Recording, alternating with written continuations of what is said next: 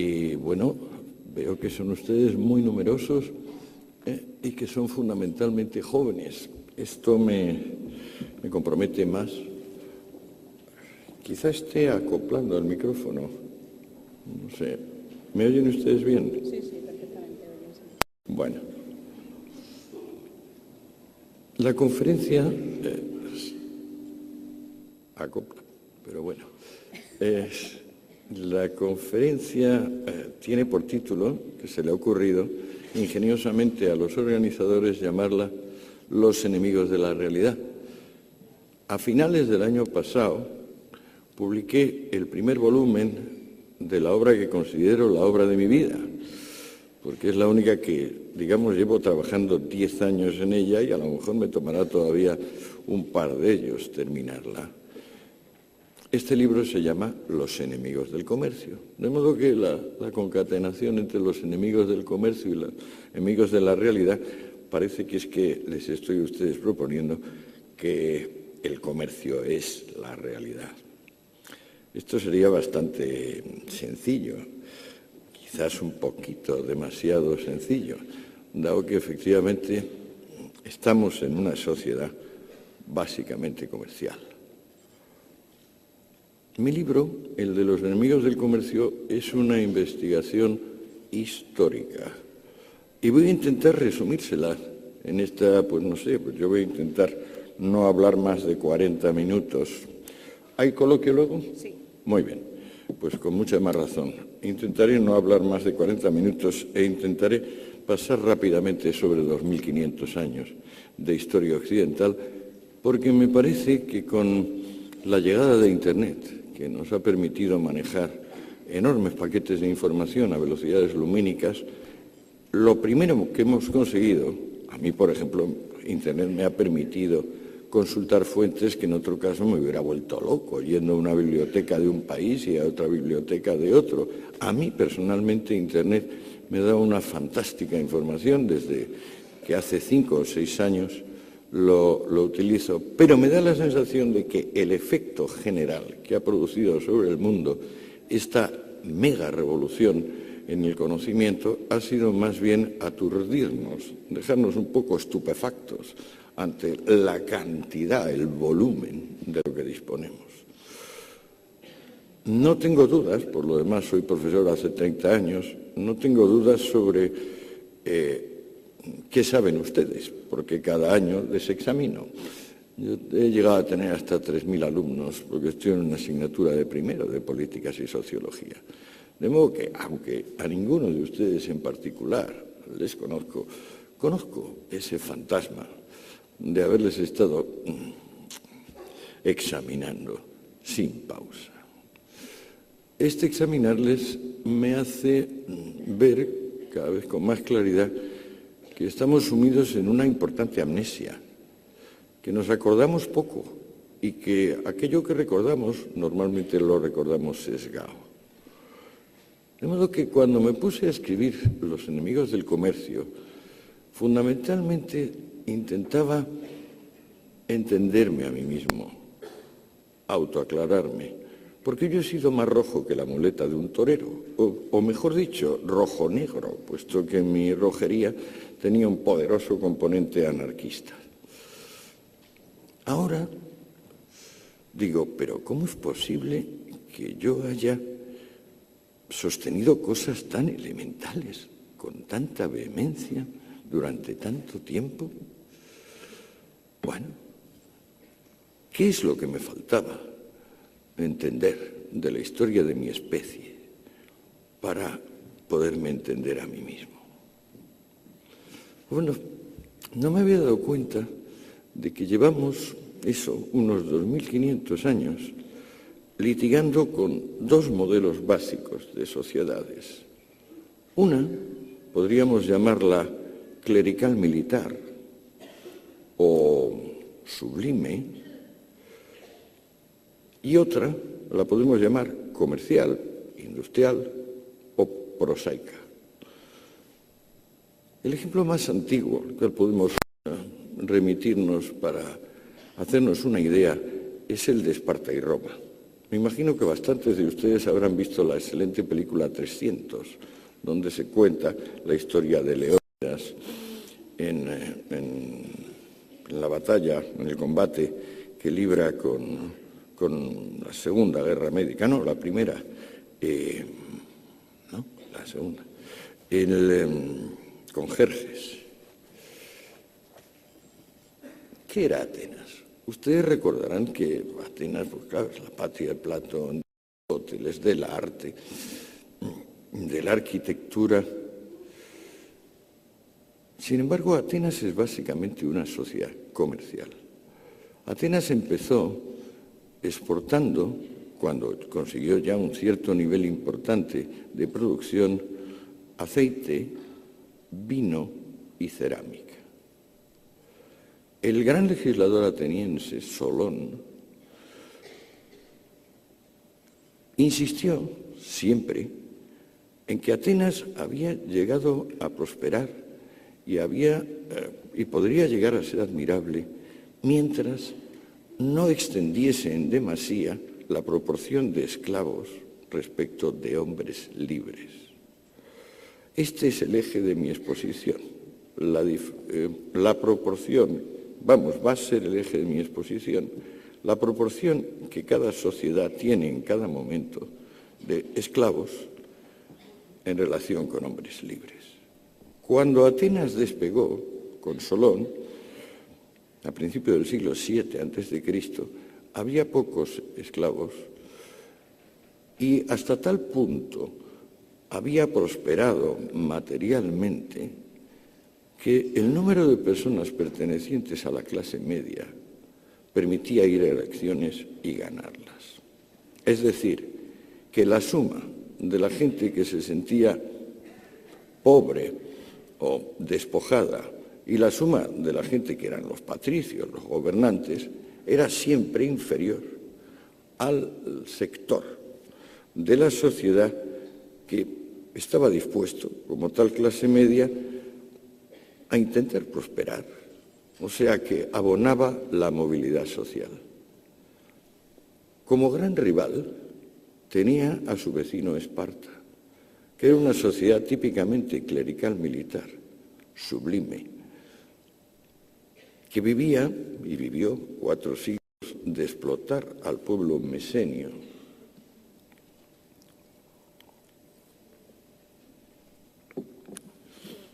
cuyo equivalente a Solón, Licurgo, había decidido disuadir a su pueblo de cualquier iniciativa comercial o industrial, prohibiendo la moneda tradicional, que por cierto fue inventada por Solón, o sea, acababa de inventarse la moneda fraccionaria, impuso una moneda de hierro, impuso que todos los hombres comiesen en sus cuarteles la misma comida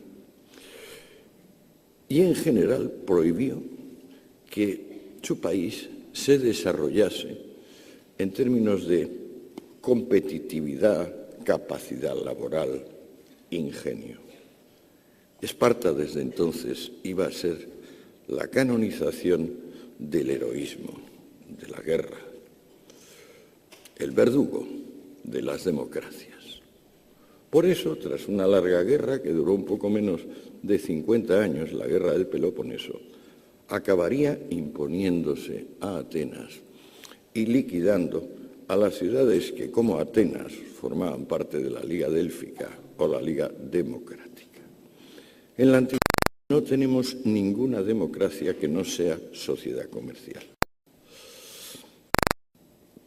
Por aquello que les dije antes, porque solo una sociedad comercial tiene una clase media de tamaño suficiente como para admitir periódicas elecciones.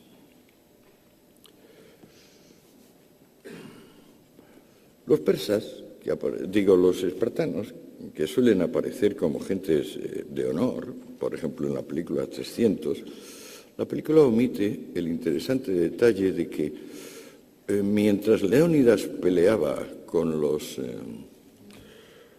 espartanos, el rey de Esparta, el segundo rey, porque los espartanos tenían un segundo rey, siempre tenían 2, estaba ya negociando con los persas en secreto, que luego finalmente, cuando los espartanos vencieron a los atenienses y a las polis democráticas, fue merced a los barcos y al dinero persa, y que en definitiva los nobles militares espartanos vendieron la Hélade a los persas por dinero y por la envidia que les suscitaba el encanto, la capacidad que tenían los atenienses de sacar adelante las cosas de una forma pacífica, a través de ciencia y arte, mientras que ellos solo sabían sacarlas adelante mediante violencia y abnegación.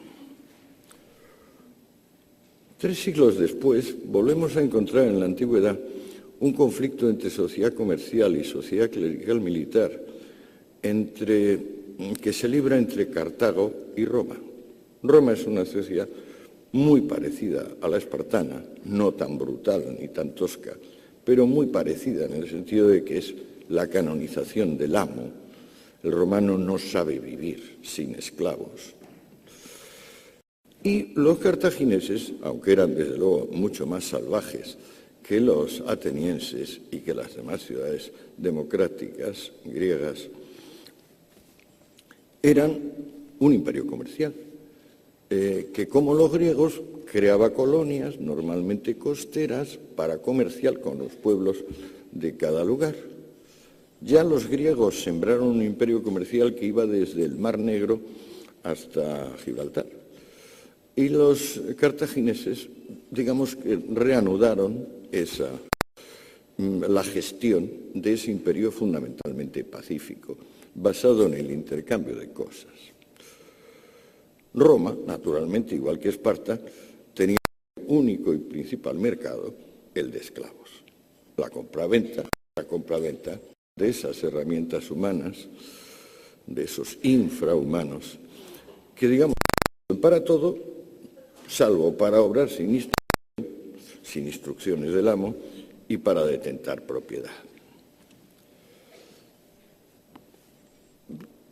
Ustedes también habrán visto muchas películas sobre Roma, ¿no? Y a lo mejor les da la sensación de que Roma fue, en la época imperial, a partir de Julio César y su sobrino Augusto, que es el momento más alto, una sociedad realmente próspera, vagamente parecida, por ejemplo, a la España de hace 50 años. Ustedes se equivocan si piensan semejante cosa.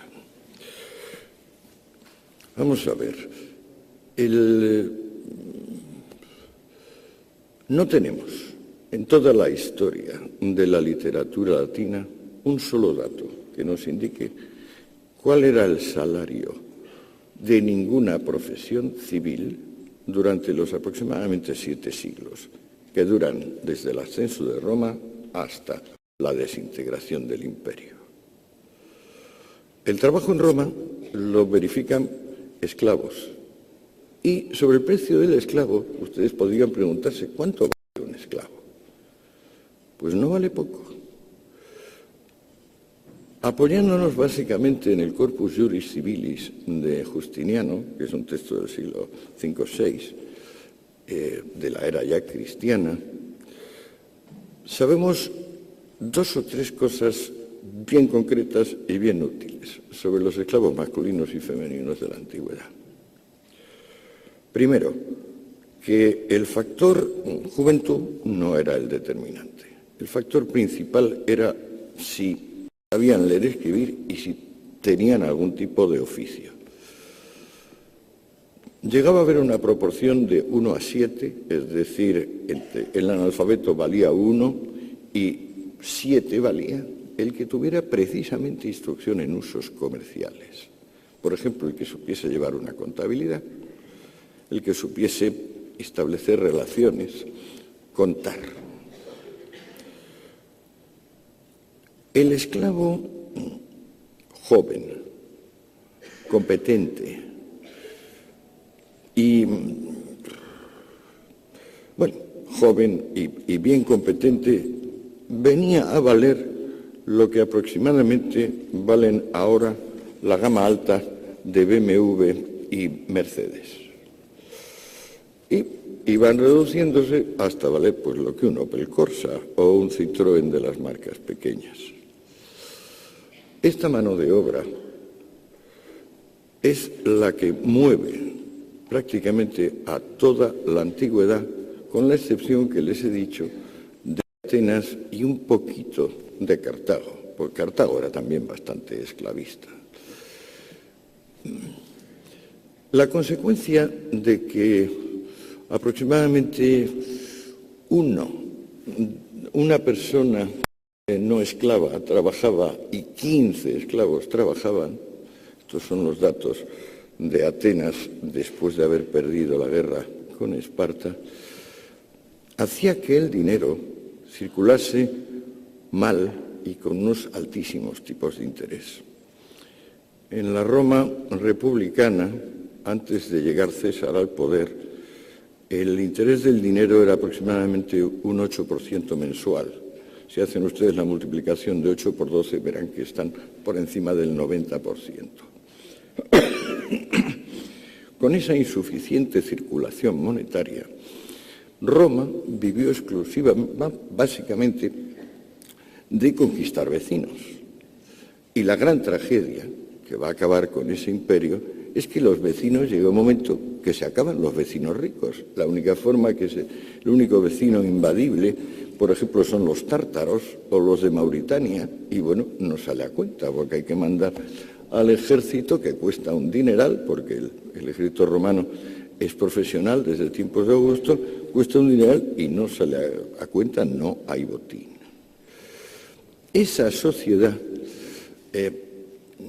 que, digamos, en tiempos de Marco Aurelio, hacia el 130 o así, ya tiene emperadores de una enorme dignidad personal, tecnócratas eminentes, justamente porque no puede ir peor, porque ya ha saqueado todo lo que tenía fuera y dentro y no sabe vivir del trabajo, no sabe inventar cosas útiles, cosas que los otros voluntariamente compren. Esa sociedad donde lo involuntario ha crecido tanto que prácticamente ya para tiempos de Marco Aurelio no solo es que la inmensa mayoría del cuerpo social son esclavos, sino que la inmensa mayoría de los libres son también esclavos, porque están obligados a prestaciones voluntarias de distinto tipo, que prácticamente les obligan a ceder su casa para que venga el ejército, ceder como alojamiento militar, ceder sus animales y sus aperos de labranza. En tiempos de Marco Aurelio, para que se hagan ustedes una idea, tanto le admira el pueblo romano al particular Marco Aurelio, que algunos patricios, sabiendo que el emperador está en una de sus visitas, porque en realidad no son visitas, el pobre hombre ya tenía una gran presión de los bárbaros, eran movimientos para ir, digamos, comprobando que las provincias no se desintegrasen. Algunos de esos aristócratas romanos se suicidan admirando a Marco Aurelio, simplemente porque saben que la visita del emperador les va a llevar a una situación de absoluta ruina. Estas prestaciones involuntarias llegarán en su tiempo a hacer que Roma, sin circulación monetaria, con una balanza no ya de pagos, sino en general una economía de mera subsistencia, sea un inmenso economato. Estoy seguro también de que ustedes no lo habían pensado. Se piensa que el economato pues es lo que hubo después de la Guerra Civil en España y que eso creó el extraperlo, que Cuba es un economato en el sentido de que la gente pues recibe cosas gratuitas. Bueno, el invento del economato es un invento romano. En tiempos de Julio César aproximadamente 500.000 de romanos recibían unas percepciones pues, que eran trigo, aceite. Cuando venía una buena casualidad también se les regalaban hasta cremas para baños públicos, porque así de extravagantes eran los romanos. Pero el mundo romano, que las películas nos transmiten como fastuoso, mirado un poco de cerca, a lo que más se parece es a la picaresca española. del XVI. Es decir, las personas aparentan. Los ricos son pobres vergonzantes, los pobres son pobres miserables, y en realidad la diferencia entre hombre libre y esclavo va desapareciendo debido a la ruina económica. ¿Qué surge entonces?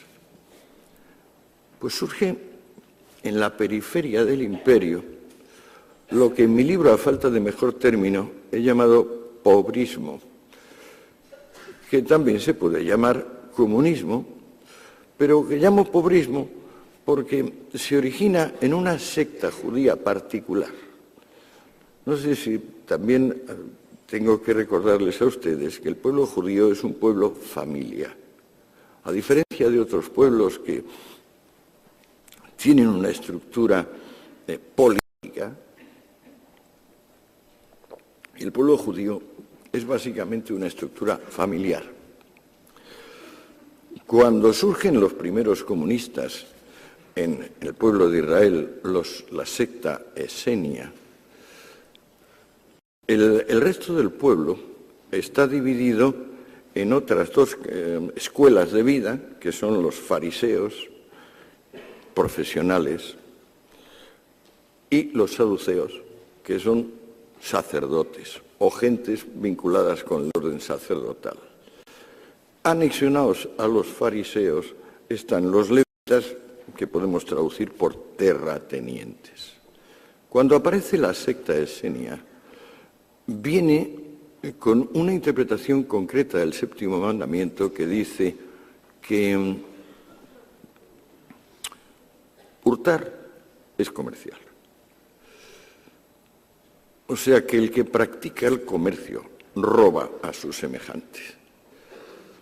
Una interpretación original y que tendrá un enorme éxito cuando los esenios se conviertan en secta ebionita, porque entonces renuncian a lo que aislaba al esenio, que es una obsesiva necesidad de pureza. Los esenios vivían ahí por Qumran, en valles desérticos, escapando como podían del contacto con cualquier otro, y tanto temor tenían a infectarse con la impureza, con la falta de virtud de los demás, que si, por ejemplo, un esenio de rango superior se le acercaba a menos de 1,5 metros, un esenio que no era tan puro, el primero debería empezar a descontaminarse con abluciones sin parar. Eso les obligaba a construir enormes aljibes en los lugares donde vivían, porque como al ser desérticos son lugares donde llueve una vez al año o dos, pero construyendo enormes aljibes podían tener el agua necesaria. Los esenios van a perder esa fobia de contacto, esa obsesión por la pureza, y se van a convertir en secta ebionita. Ebionim significa hombre pobre, secta ebionita, secta de los hombres pobres, que va a ser impulsada por dos primos hermanos muy elocuentes, Juan Bautista y Jesús de Nazaret. No necesito, de eso sí que saben ustedes, espero que la amnesia no haya cubierto tanto las hazañas de Juan y de Jesús, que predicaron no ya que el comercio era, sino que la propiedad privada era un robo y el comercio era. Ahí empieza, a mi juicio, el comunismo, porque se puede ver que los espartanos tenían algún tipo de comunismo militar. Incluso también había dicho que la casta gobernante no debería poseer bienes y debería tener, incluyendo las mujeres. Pero el verdadero comunismo, el que nosotros consideramos tal, el que reelabora Carlos Marx, ese es la enseñanza vertebra los evangelios. Allí se dice que hay oposición entre Dios y el dinero, que un rico no podrá entrar en el cielo, igual que no puede pasar un camello por el ojo de una aguja. Y, yo resumo el programa pobrista en mi libro en 15 páginas de frases del Evangelio. No puedo entrar en eso porque ya se nos echa el tiempo encima. Vamos a ver dónde estamos. Sí. Si coordinamos la aparición del mensaje comunista con la desintegración material del Imperio Romano, tendremos una inyección de entusiasmo y de energía de tipo exclusivamente espiritual. Como con los cristianos viene el amor al más allá y el desprecio al más acá, la preocupación que sentía el ciudadano romano ante la desintegración material de su mundo se interrumpe, porque lo que se quiere es el otro mundo. Y así nos vamos a pasar por lo menos 1000 años esperando el juicio final. El juicio final es el acto básico donde, como dice el Evangelio repetidamente, Dios convocará a los ricos y a los pobres, castigará a los ricos y así los pobres quedarán enormemente satisfechos viendo cómo aquellos que habían disfrutado de las bondades de este mundo resultan castigados, y no ya castigados con la muerte, castigados al tormento eterno. Por entonces, el imperio tiene unas pequeñas dudas acerca de si va o no a cristianizarse, que se despejan pronto, debido a la propia crisis económica galopante. A partir de Diocleciano, que es el último César pagano, viene el Constantino, y al cristianizarse el Imperio Romano, aunque la crisis económica se sigue manteniendo, hay ese espíritu, ese entusiasmo del más allá, de haber encontrado al fin el camino, eso que se puede llamar, y que no encuentro otra palabra, que es la plenitud del pobrismo. O sea, la riqueza evoca náusea y la pobreza evoca respeto. Por entonces, claro, la única cosa que quedaba por saquear a los romanos eran los templos paganos.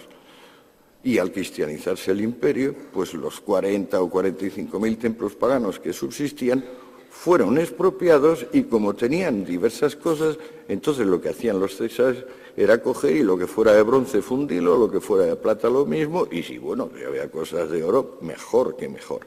Para entonces la circulación monetaria está interrumpida.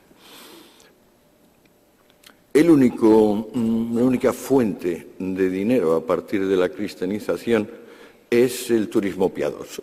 O sea, son el que conecta distintas partes del imperio con Jerusalén. Ahora tenemos, por ejemplo, las excavaciones arqueológicas muestran que hubo un importante desarrollo de la zona, en el sentido de regadío, embalses. Pero bueno, perderíamos quizás un poco el tiempo si entro en ese detalle. El imperio se está despoblando a toda velocidad ya desde tiempos de Julio César.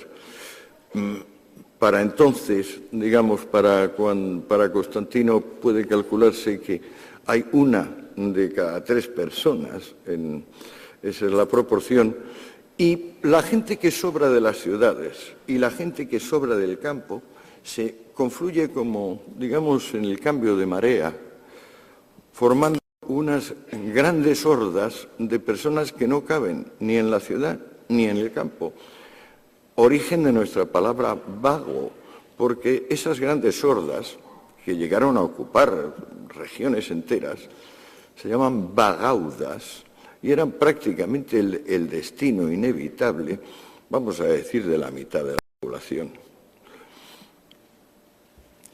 Bien, entonces, la patrística, ¿se acordan ustedes? Son 3 padres cristianos, fundamentalmente San Agustín, San Jerónimo y San Anselmo, 3 padres latinos, Agustín, Jerónimo y Anselmo, 3 padres griegos, Juan Crisóstomo, Basilio y Gregorio, y estos 6 hombres, que son sin duda los más cultos que hay entonces en ese desintegrado mundo romano,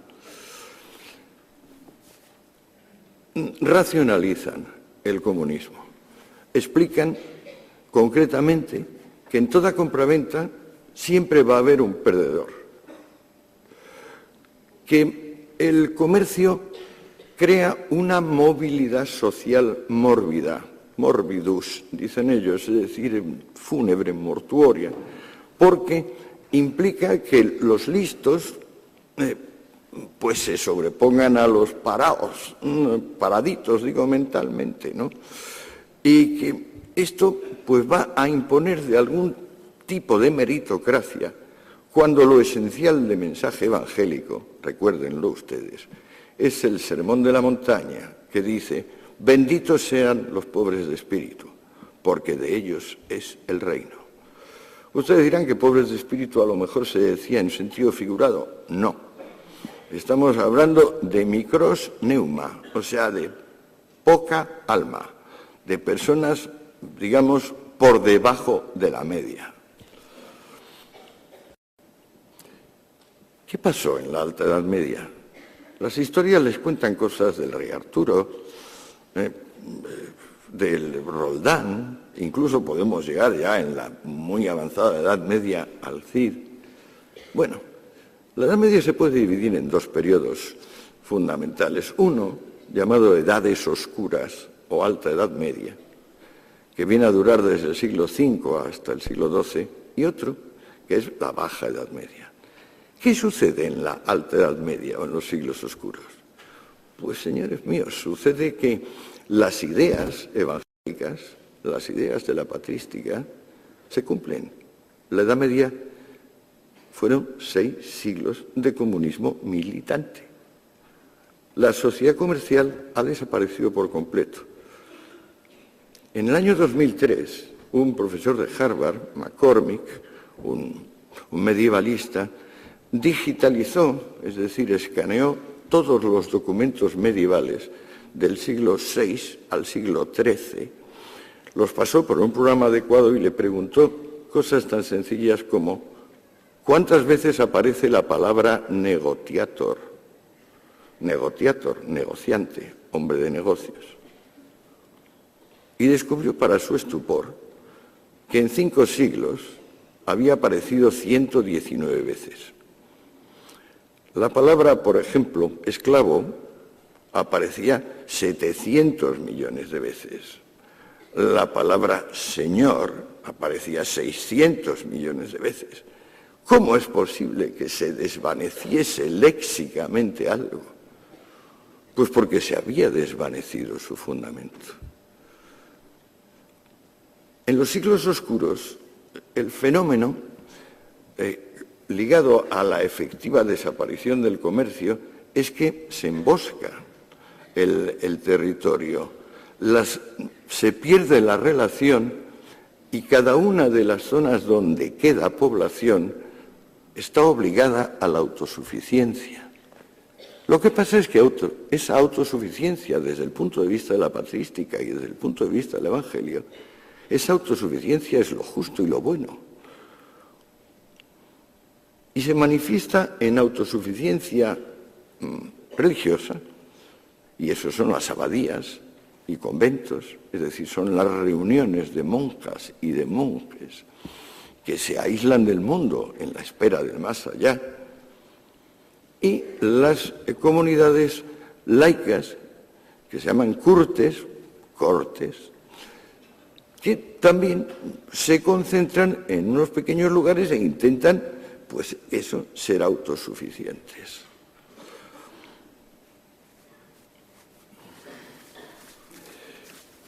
¿Cómo sale Europa de una situación donde había aproximadamente 60 hambrunas anuales y la enfermedad más difundida era la lepra? Todavía en el siglo XIII había 500 leproserías en Inglaterra. Imagínense ustedes las que podía haber en el siglo VIII. ¿Cómo sale Europa realmente de esa miseria? Pues cogiendo a la gente joven y bonita de ellos mismos y vendiéndolas a los bizantinos y a los árabes, que son los únicos que tienen una entidad como compradores.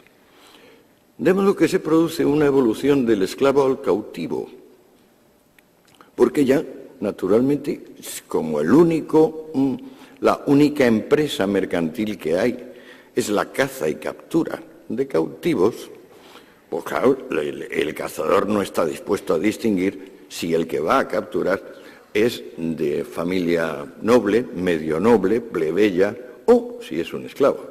Simplemente se va a tener a su aspecto. El origen de la economía europea es el tráfico con cautivos. La primera capitalización que se consigue tras los siglos oscuros es ese tráfico. Es un poco triste toda esta historia. Se va poniendo sombría y oscura, como su propio nombre indica. En aquel periodo, digamos, cuya figura principal es Carlomagno y su hijo, Luis el Piadoso, Ludovico Pío, las leyes consideran que la propiedad es en realidad colectiva. Uno se pone a pensar en de quién es esa tierra y se descubre que es de fulano, de la familia de fulano, del ayuntamiento, del rey, y entre el rey y el ayuntamiento del señor feudal correspondiente. La propiedad es intransmisible, pues. No se puede ni comprar ni vender. Y en los pocos casos donde se intenta hacerlo, los tribunales lo anulan, porque hay algún pariente que se interpone y dice que han vendido una cosa que no era en realidad suya. La gran figura que les digo, Carlomagno, por ejemplo, es un analfabeto. En su tiempo, la donación de bienes a la Iglesia y la conquista militar de territorios, casas u objetos son los únicos modos dignos de adquirir. El dinero es tan escaso, el dinero verdadero, porque hay muchísima falsificación, claro, que se tesauriza. Es decir, se mete en anaqueles de los castillos o se pone en custodias de las iglesias o de las catedrales y se exhibe, pues como ahora podemos exhibir una joya o un cuadro o una escultura. Tanta miseria hay en ese mundo que vive exclusivamente de vender a sus hijos e hijas a los árabes y a los bizantinos, tanta que no se puede mantener al esclavo. Al esclavo trabajaba por techo, comida y ropa. Pues bueno, ahora no hay forma de darle ni techo, ni comida, ni ropa. Reina tal miseria que hace falta seguir manteniendo a un dependiente, pero ya no se le puede pagar. Y esta evolución es la que determina al siervo. El esclavo se convierte en siervo y surge un nuevo rito que no conocían los griegos, la cultura grecorromana. En la cultura grecorromana, una persona, por el hecho de haber nacido en un territorio, era ciudadano de ese territorio. En la Alta Edad Media hace falta prestar un homenaje. Mannschaft es la palabra germánica para esto. Las personas no existen por el hecho de haber nacido. Para que puedan existir y ser reconocidas como algo distinto de una alimaña, un jabalí o una patata, es necesario que se arrodillen y le digan a otro: soy tu hombre para siempre.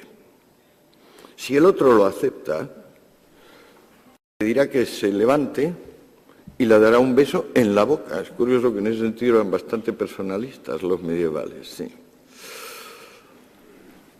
Pues bueno, a este horror, donde el 90% de la literatura se dedica a vidas de santos, donde los objetos venerados son reliquias de mártires, donde los dioses son los santos, es decir, se ha restaurado el politeísmo, donde la propiedad se ha coagulado y no se pueden hacer intercambios, donde hasta en las altas clases las racias de los cazadores de cautivos hacen estragos. En ese mundo aparecen dos cosas que funcionan como ganzúas para abrir la puerta que la sociedad clerical militar le había cerrado a la sociedad voluntaria. Una es una manera rápida, muy rápida, de desplazar cualquier tipo de propiedad. La letra de cambio. Probable descubrimiento de los judíos, que llevan 8, 9 o 10 siglos siendo perseguidos como los que mataron al Salvador, los que mataron a Dios. La letra de cambio. De una forma secreta, implacable e ilimitada, la propiedad se puede transmitir. Segundo invento, Ganzúa, una contabilidad realmente científica, en vez de ese cuento de dedito de que pues yo tengo tanto porque he acumulado, pero bueno, ¿cuánto va a gastar o cuánto?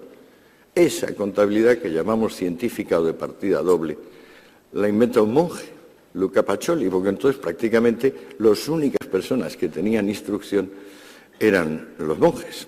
Ya les digo que el propio emperador Carlomagno era analfabeto. Al mismo tiempo que la letra de cambio y la contabilidad de partida doble, quizás un poco antes para ser exactos, unos hombres denodados se niegan a ser siervos y, tomando una conducta parecida a la de los bandoleros, forman caravanas que deben acorazar con ellos, con sus espadas y sus cotas de malla, y ayudados por soldados que prefieren eso a participar en las guerras privadas, que es lo habitual de la vida, crean las primeras relaciones terrestres de un lugar a otro. Esos caravaneros heroicos, en su tiempo, por ejemplo, Carlomagno o su hijo Luis el Piadoso les consideran personas nefastas porque son negociadores y hacen sus caravanas intentando ganar dinero. Y si uno lee las capitulares de Carlomagno, el Ludovico Pío o la de sus sucesores, veremos que justamente eso, el lucro, está prohibido. A pesar de todo, los caravaneros consiguen desbrozar una Europa que se había emboscado completamente. Y el resultado de su acción es que tienen que hacer estaciones, altos en su camino. Esos altos en su camino son los burgos. ¿Qué son los burgos? Pues bueno, las entidades de población se habían ido reduciendo a nada. De repente, de esa nada, empiezan a emerger las ciudades. Lo esencial de los burgos es que la población, simplemente con residir allí un año y un día, quita el vínculo de dependencia. Es decir, aquello que se le había impuesto como homenaje, el ser hombre de otro hombre, se quita con los burgos. Bueno, veo que ya llevo bastante tiempo. Me temo que si sigo contándoles lo que llega hasta nosotros, va a ser la leche. O sea, esto va a durar demasiado tiempo. Vamos a ver cómo demonios de esa situación, donde estamos en que los caravanas acorazadas han conseguido desbrozar un poco una Europa emboscada y empiezan a surgir los primeros burgos o ciudades libres o ciudades comerciales, ¿cómo llegamos, digamos, un poquito, cómo salimos de eso? Bueno, da la casualidad de que con los burgos y los caravaneros se restaura en la circulación monetaria. Al restaurarse la circulación monetaria, acontece una cosa que llevaba sin acontecer 1000 años, que es que cuando alguien trabaja se le puede pagar el dinero. Cuando empieza a haber posibilidad de cobrar el dinero, hay tal brote de entusiasmo que un letargo que dominaba a las ciencias y a las técnicas desde tiempos de los atenienses, auténtico sopor mortal, se convierte en actividad. Y entonces, empezando por el molino, que es un descubrimiento de esa época, prácticamente todo el campo del obrar humano se multiplica y galvaniza. Con la circulación monetaria se restaura el ideal de sociedades autogobernadas en vez de sociedades jerárquicas en el estilo clerical militar. El momento fundamental de cambio coincide con lo que ustedes llaman, vamos, la reforma y la contrarreforma.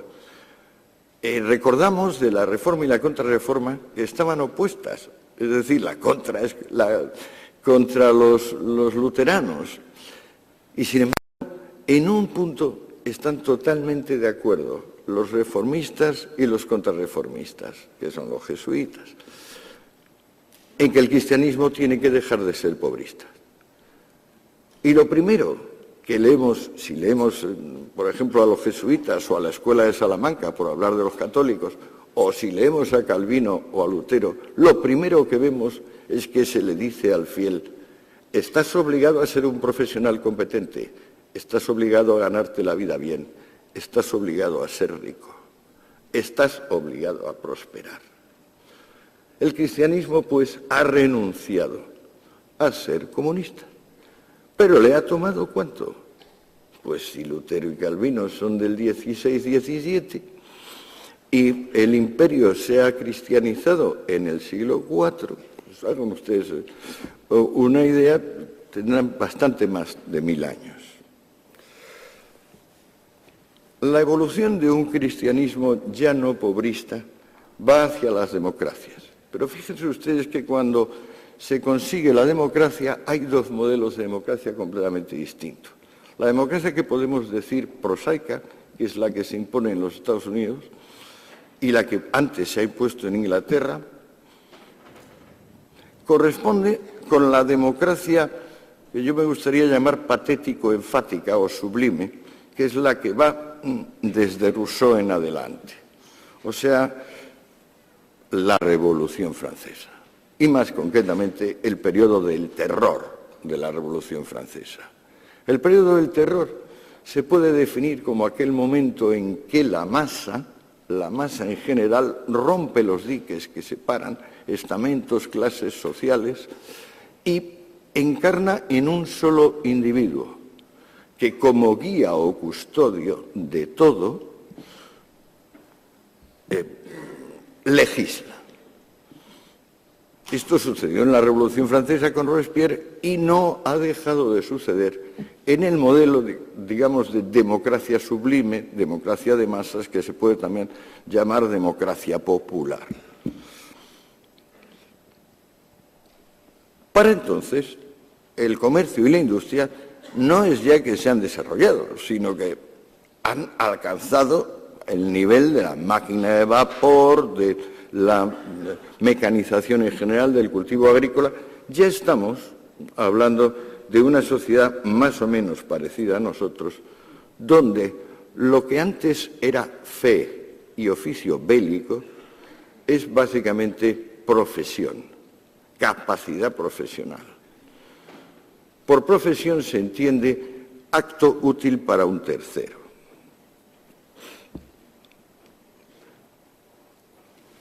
Y ahora les puedo dar una sugestión verdaderamente estimulante. En 5 minutos termino. ¿Por qué ha vencido sin convencer el capitalismo? Naturalmente, capitalismo hay que entender por capitalismo privado. Es decir, el suyo y el mío, y el de mi compañera en la mesa. Porque capitalismo, en el sentido de que el emperador o el pontífice máximo es propietario de todo, eso es tan antiguo como el hombre. O sea, el emperador de la China es el propietario de todos los bienes chinos, y el emperador de Roma es el propietario de todos los bienes romanos, y el emperador de Persia el propietario de todos los bienes persas. En realidad se puede decir que mientras la propiedad no se distribuye y se multiplica, no solo no hay capitalismo, sino que no hay industria en general. Pero ¿por qué el capitalismo ha acabado venciendo y, sin embargo, genera tantos resquemores, tantas vacilaciones, tantas dudas? No ya la postura de un Bakunin anarquista o la postura de un Marx, no. ¿Por qué a cada uno de ustedes, incluyéndome a mí, hay un punto donde reconocemos que el capitalismo nos ha hecho salir de la miseria y de la barbarie, pero a pesar de todo nos parece bárbaro y miserable. Puede tener relación con que si le quitamos a la vida su componente religioso, es decir, el que de repente alguno de ustedes o yo nos declaramos profetas y mesías y les suplicamos a los demás que nos sigan porque vamos hacia la salvación, o también pueden ustedes elegir entre hacerse jefe de mafia o jefe militar y igualmente encauzar, podemos decir que el proseísmo del comercio y de la industria pone a la gente en su lugar de una manera un tanto extraña. Digo un tanto extraña porque en vez de deberse a inspiración divina o victoria militar, es siempre una combinación de suerte, básicamente suerte, y tenacidad. El comercio, no solo el comercio, el profesionalismo en general, puede ser bien injusto. Es decir, puede haber un profesor que tenga más méritos que otro y, sin embargo, pues ocupe una posición inferior.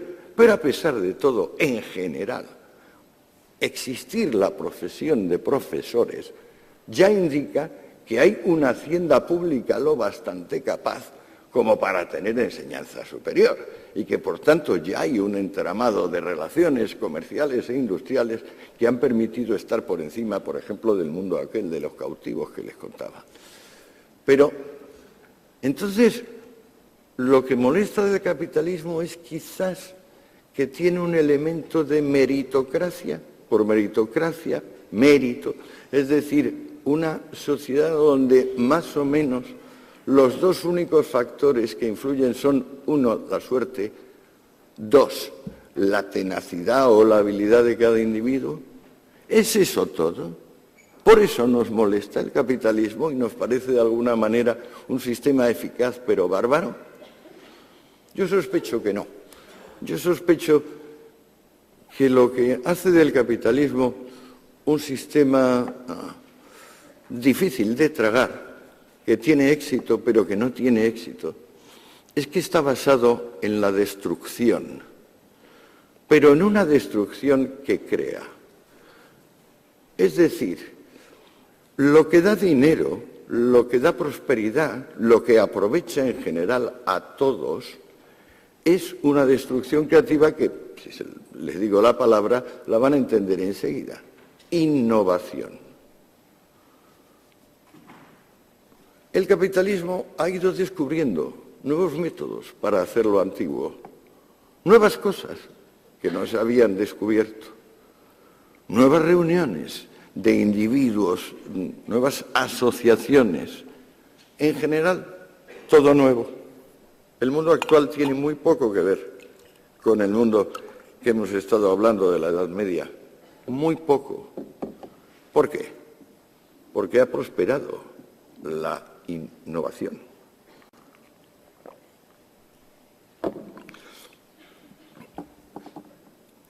Ahora disponemos de estadísticas suficientes para promediar el aumento de la renta per cápita en los últimos 250 años.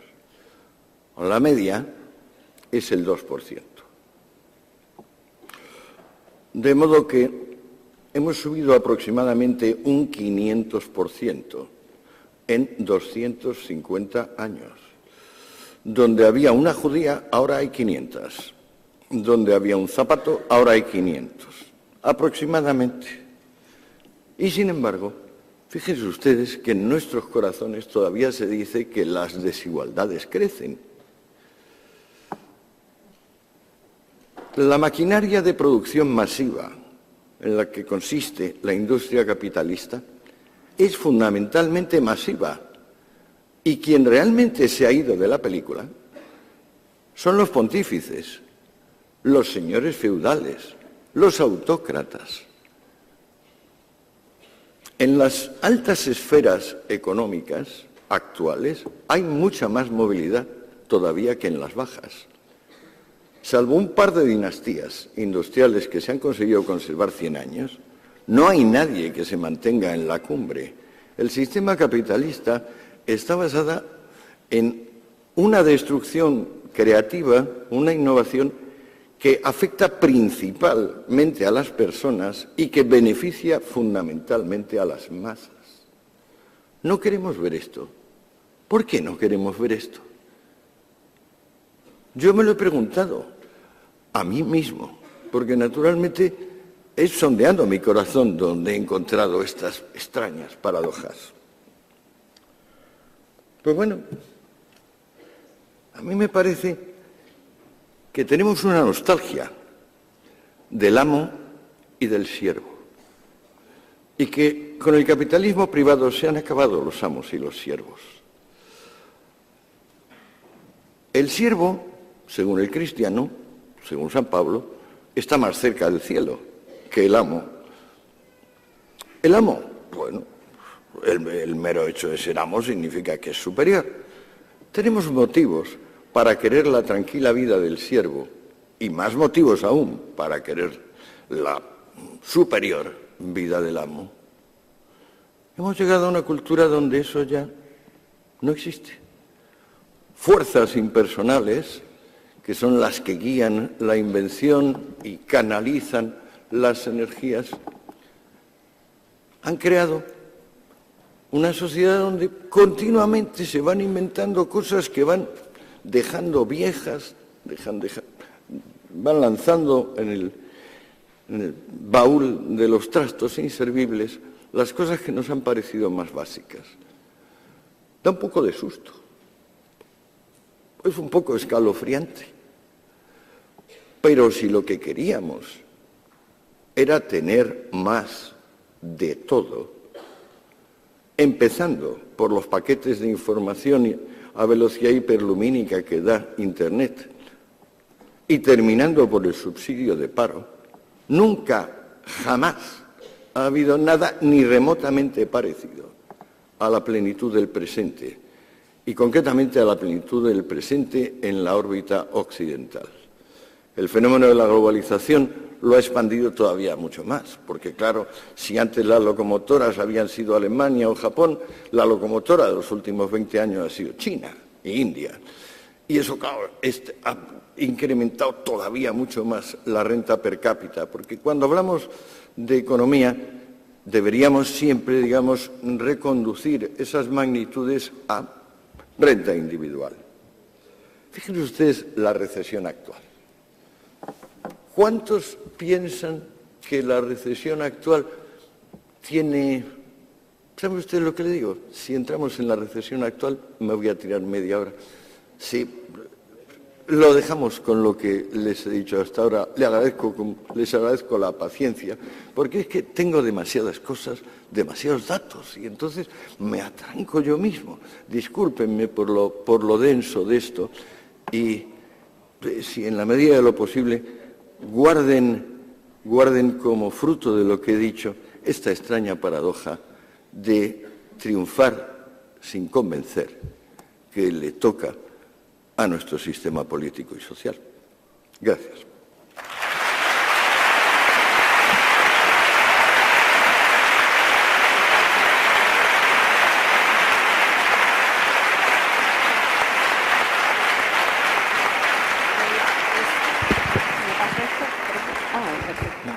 Ahora ya sí que lo hemos conseguido. Bueno, pues se abre el debate.